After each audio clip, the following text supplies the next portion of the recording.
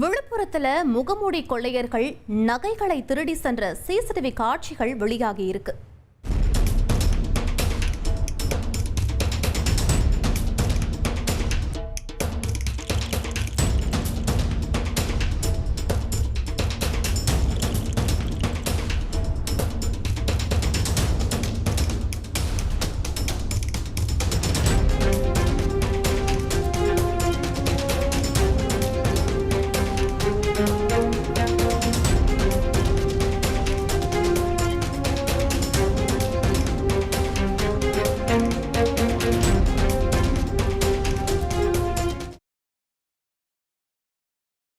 விழுப்புரத்தில் பட்டப்பகலில் முகமூடி கொள்ளையர்கள் அட்டகாசத்தால் அப்பகுதி மக்கள் அச்சமடைந்துள்ளனர்.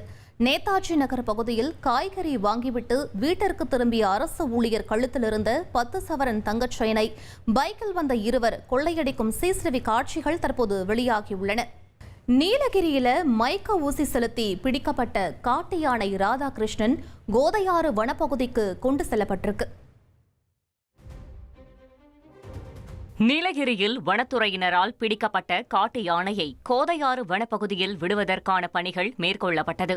நீலகிரி மாவட்டம் கூடலூர் அருகே ராதாகிருஷ்ணன் என்ற காட்டு யானை தாக்கியதில் 12 பேர் உயிரிழந்தனர். இந்த யானையை மயக்க ஊசி செலுத்தி வனத்துறையினர் பிடித்தனர். பின் முதுமலையில் காலர் ஐடி பொருத்தப்பட்டு மீண்டும் கோதையாறு அடர் வனப்பகுதியில் விட நடவடிக்கை மேற்கொள்ளப்பட்டது. அதன் அடிப்படையில் லாரி மூலம் சாலை மார்க்கமாக ராதாகிருஷ்ணன் யானை கோதையாறு வனப்பகுதிக்கு கொண்டு செல்லப்பட்டது. மணிமுத்தாறு சோதனைச் சாவடியை கடந்து மாஞ்சோலை தேயிலை தோட்டங்கள் வழியாக காட்டு யானை கொண்டு செல்லப்பட்டது. ஏற்கனவே கோதையாறு வனப்பகுதியில் அரிக்கொம்பன், புல்லட் ராஜா யானைகள் உள்ள நிலையில் 3வது யானையாக ராதாகிருஷ்ணன் செல்ல உள்ளது குறிப்பிடத்தக்கது.